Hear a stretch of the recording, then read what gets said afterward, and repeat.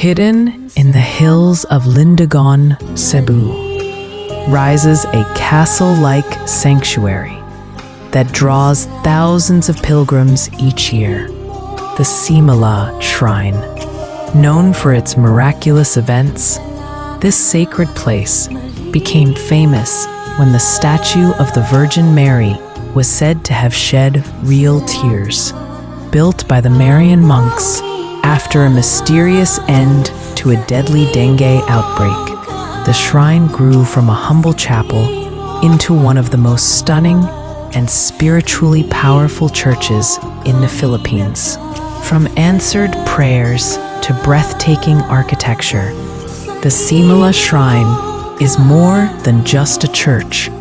It's a living testimony of faith, miracles, and devotion.